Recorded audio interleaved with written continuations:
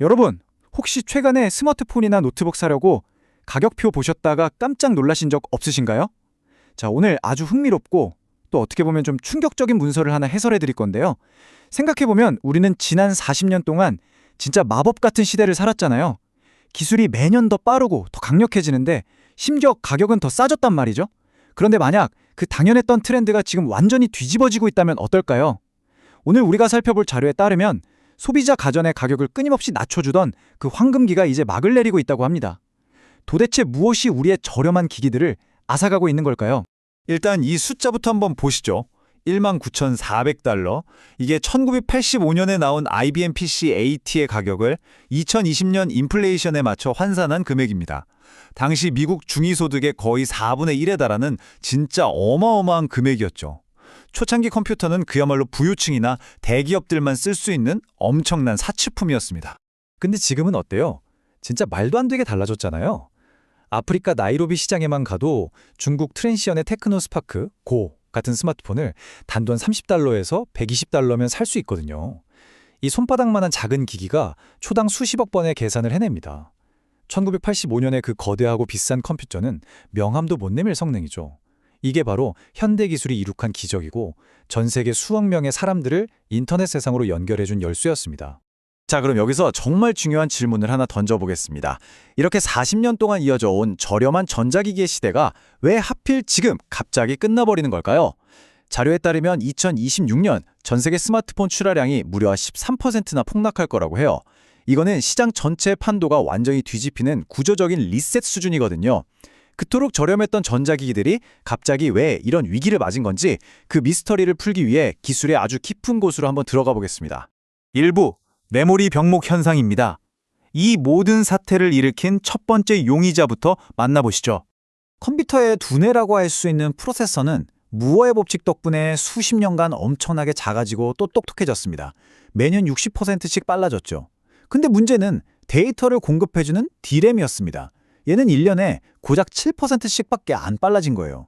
이 엄청난 격차를 바로 메모리 장벽이라고 부릅니다. 게다가 D램은 트랜지스터뿐만 아니라 전기를 저장하는 커패시터라는 것도 같이 줄여야 하는데요. 전기 새는 것 없이 이걸 콩알만하게 줄이는 건 물리학적으로 정말 믿을 수 없을 만큼 어렵고 돈이 어마어마하게 깨지는 악몽 같은 작업이거든요.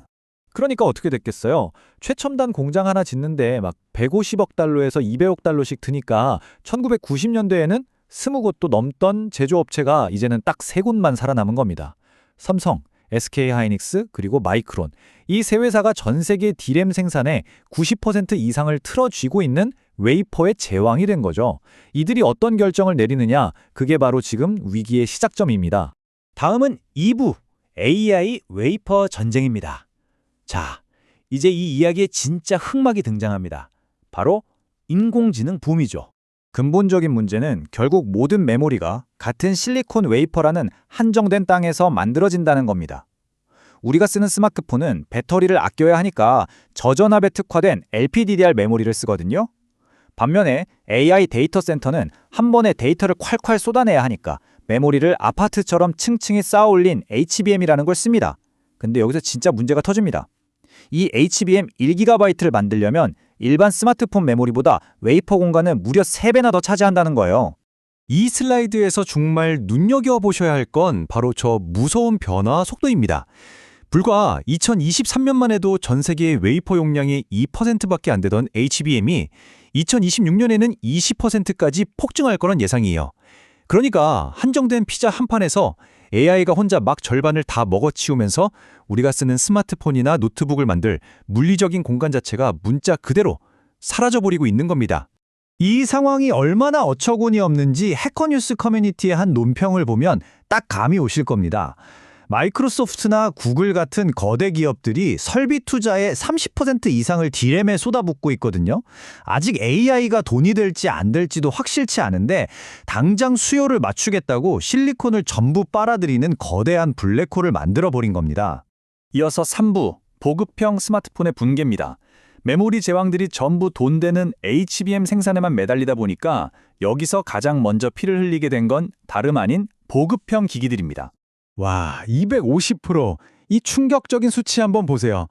2025년 1분기부터 2026년 1분기 사이에 스마트폰에 주로 들어가는 메모리 가격이 무려 250%나 치솟았습니다. 제조사들이 AI용 메모리만 밤낮 없이 찍어내느라 일반 스마트폰용 메모리는 공급을 확 줄여버렸으니 가격이 이렇게 미친 듯이 뛰는 건 어찌 보면 당연한 결과죠. 그러니까 평소에 마진 진짜 얇게 남기고 가성비로 승부하던 회사들은 어떻게 됐겠어요? 말 그대로 초토화가 됐습니다. 아프리카 시장 점유율 절반을 차지하던 트렌셔는 순이익이 반토막 났고 출하량 목표치를 40%나 날려버렸어요. 오포나 샤오미 같은 익숙한 브랜드들도 줄줄이 타격을 입으면서 기기를 못 만들어내고 있는 실정입니다. 인도 시장은 현실이 훨씬 더 암울합니다. 2026년 초에 인도에서 $100도 안 하던 저가 스마트폰 시장이 전년 대비 무려 59%나 증발해버렸습니다. 원래 $50면 샀던 폰이 메모리값 폭등 때문에 갑자기 $120가 됐으니까요. 가격에 민감한 저소득층 소비자들은 이제 아예 스마트폰 사는 걸 포기해버린 겁니다. 자, 다음은 4부 하이엔드 시장으로의 전염입니다.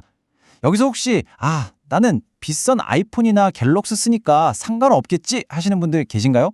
아쉽게도 이 위기는 저가 시장에만 머물지 않았습니다. 이 사태가 정말 무서운 이유는 이게 최고급 노트북이랑 플래그십 스마트폰까지 다 감염시키는 강력한 전염병이라는 거예요. 절대 안 흔들릴 것 같던 거대 기업들도 지금 피를 흘리고 있습니다. 삼성전자는 스마트폰 부분에서 사상 첫 손실이 날 수도 있다고 경고했고 델은 노트북 가격을 20% 가까이 올려버렸죠. 심지어 그 시장의 절대 강자인 애플조차 아이폰 8C를 연기해야만 했습니다. 애플하면 원래 그 어마어마한 현금 동원력으로 부품값을 꽉 쥐어짜는 걸로 유명하잖아요. 근데 이번엔 달랐습니다. 아이폰 17 프로에 들어갈 메모리 가격이 230%나 뛰어버렸고 애플은 부품을 어떻게든 구하려고 삼성에 무려 100%의 프리미엄, 즉 웃돈을 얹어주기로 합의까지 해야 했거든요. 이 정도면 상황이 얼마나 심각한지 아시겠죠? 마지막 5부, 새로운 기술 시대입니다. 이 모든 현상이 뜻하는 바를 우리는 좀 더 거시적으로 볼 필요가 있습니다. 그래도 시간 좀 지나고 AI 거품 꺼지면 다시 예전처럼 싸지지 않을까? 혹시 이런 기대하셨다면 안타깝지만 그건 환상에 가깝습니다. 엔비디아가 2027년에 내놓을 차세대 AI 플랫폼 베라 루빈을 한번 보세요. 이 녀석은 아예 스마트폰에 들어가던 LPDDR 메모리를 직접 쓰게 되는데요. 그것도 전 세계의 애플과 삼성이 스마트폰에 쓰는 양을 다 합친 것보다 더 많이 쓸 거랍니다. AI가 이제는 우리 스마트폰 메모리 생태계까지 대놓고 씹어먹기 시작한 거죠. 여기서 해커뉴스 커뮤니티의 통찰력 있는 분석 하나 더 보고 갈게요. 아니, 애플은 돈도 산더미처럼 많은데 그냥 메모리 공장 자기가 지으면 되는 거 아니야? 싶잖아요. 근데 애플은 절대 안 그럽니다. 왜냐하면 과거에 메모리 시장이 과잉 생산으로 마진이 붕괴됐던 그 끔찍한 역사를 너무 잘 알고 있거든요. 그래서 막대한 설비 투자는 남한테 떠넘기고 자기는 쏙 사서 쓰는 전략을 고수했던 건데 아이러니하게도 그 전략 때문에 이제는 권력이 3대 메모리 제조사한테 완전히 넘어가 버리게 된 겁니다. 이 보이지 않는 공급망 위기를 정말 기가 막히게 표현한 덱들이 하나 있습니다. 윌리엄 깁슨이 여러 재앙이 한꺼번에 터져서 문명을 덮치는 걸 반어적으로 잭팟이라고 불렀는데요. 지금 딱 우리가 그렇습니다. 이미 에너지, 식량, 관세 문제로 인플레이션에 짓눌려 있는데 거기에 이 소비자 가전의 핵심 부품 위기까지 겹치면서 우리한테 거대한 복합적 재앙이 되어 다가오고 있는 거죠.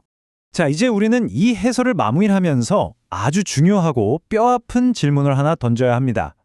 수십 년 동안 더 나은 삶과 기회를 주었던 가성비 기술의 민주화, 과연 여기서 이대로 끝나는 걸까요?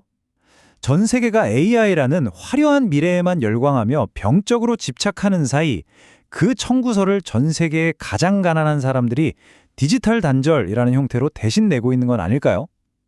이 자료가 보여주는 무서운 현실이 앞으로 여러분의 전자기기 구매에 그리고 우리가 나아갈 기술의 미래에 어떤 의미를 가질지 한 번쯤 깊게 생각해 보셨으면 좋겠습니다.